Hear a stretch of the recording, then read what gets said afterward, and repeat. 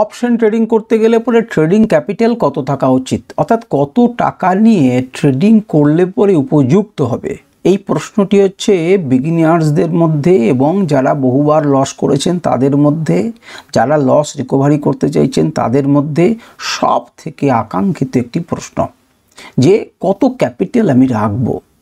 দেখুন, আমি কোনো টাকার অঙ্কে আপনাকে ক্যাপিটাল এখানে বলবো না। যদি আপনি টাকার অঙ্কে ভাবার চেষ্টা করছেন তাহলে অনেক বড় আলোচনা হবে সেটা, এবং সেই জন্য আমি এখানে বলছি না। তার পরিবর্তে কি বলছি সেটা আমার দারুণ কাজে লাগবে এবং আপনি দারুণভাবে উপকৃত হবেন এই ভিডিওটি থেকে।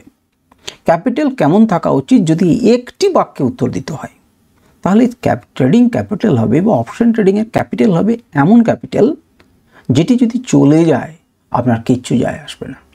এই কিচ্ছু যায় আসবে না, এটা কিন্তু জোর দিতে হবে এবং বোঝার চেষ্টা করতে হবে।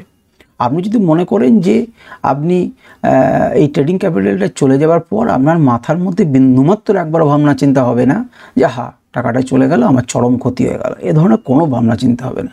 অর্থাৎ যে টাকাটা আপনার সংসার খরচ, যে টাকাটা জমানোর পর, যে টাকাটা বিভিন্ন ধরনের হাত খরচের পরে উদ্বৃত্ত আছে, যে টাকাটা রিস্ক আপনি নিতে পারবেন, যে টাকাটা চলে গেলে পরে আপনার বাকি কোনো কাজ হ্যাম্পার হবে না, কোনো কিছু ক্ষতিগ্রস্ত হবে না, যার উপরে আপনি কোনোভাবে নির্ভরশীল নন, সেটাই হবে আপনার ট্রেডিং ক্যাপিটাল, বিশেষভাবে অপশন ট্রেডিং করার জন্য। কেন? কারণ অপশন ট্রেডিং করলে পরে দ্রুত আপনার ট্রেডিং ক্যাপিটাল হাফ হয়ে যেতে পারে, আমার ক্ষতি হতে পারে সমূহ। তো সেই জন্য এই ট্রেডিং ক্যাপিটাল অপশন ট্রেডিংয়ের জন্য এমন রাখা উচিত যেটা করলে পরে আপনার কিচ্ছু যায় আসবে না। এবারে আপনার 2 কোটি লাগালেও কিছু নাও যায় আসতে পারে, আমি জানি না আপনার কত টাকা আছে, বা আপনার 10,000 লাগালে অনেক কিছু যায় আসতে পারে। সেই হিসেবে আপনি বিচার করুন। এবারে আপনি স্থির করুন যে আপনার এত বড় ক্যাপিটাল আছে কি যে এটা গেলে পরে আপনার কিচ্ছু যায় আসে না।